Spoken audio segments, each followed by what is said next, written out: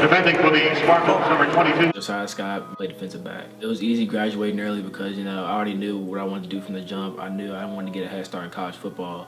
And also not really missing home that much because, I was stuck here a lot. Most of the time, I really didn't have rides anywhere. So I feel like I was just ready to go to college. When Josiah left, I took it pretty hard. The second half of the school year was different without Josiah. You go from seeing somebody every day and hanging out every weekend to just getting a few texts here and there because of how busy he was at Michigan State as an early enrollee. When Joe left, obviously it was a lot different. And that was mainly because I took him to school every day since he was a sophomore.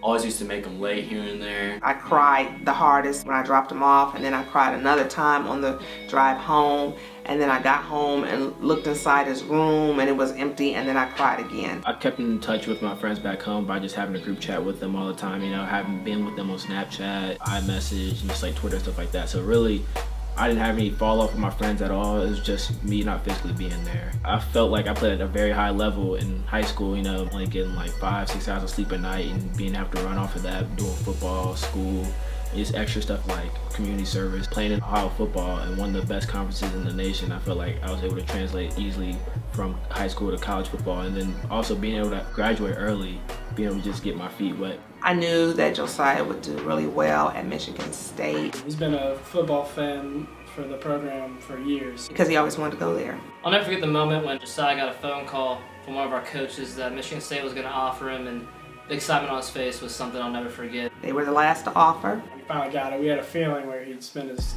collegiate career. And it's no surprise that he's been tearing up in East Lansing. He was up for the task. He would be up for the task. And he had the heart to play the game.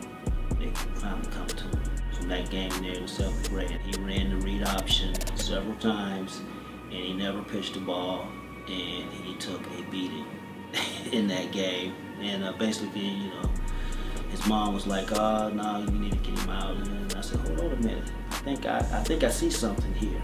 He graduated early from high school specifically so he can go learn the program early. I had no doubt in my mind that he would excel. He's a great tackler. He's aggressive.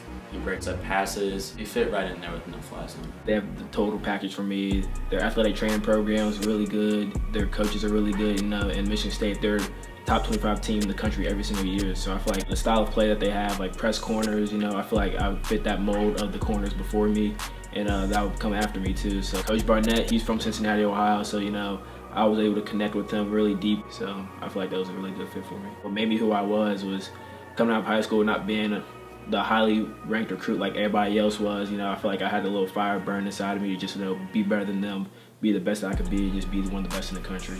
So that kind of fueled me throughout the whole season.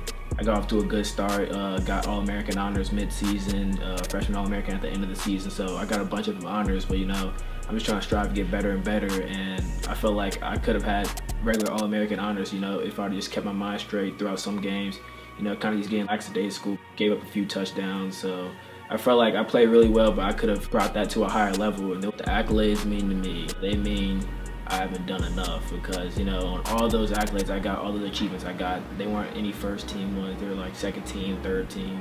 The only one I got that was first team was all freshman Big Ten, but I'm striving to be all Big Ten first team. So it just means that I have room for improvement to get better next season. The way he plays on the field is one thing, but I think the joy of just the people that I've run into and said, he's a real great kid, he does real positive things. That's what I'm most proud of. It's just that he went to school young.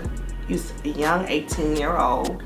College is full of so many different people, so many different influences, and no matter what he really may be doing, the report that's coming to me is he is a great kid. I'm most thankful for throughout college, is just the positive and the negative criticism, being too small to play college football, being too small to play high school football, just, all the little negative things that go on to add on to my positive things. Being this great corner in the Big Ten, being one of the best freshmen in the country.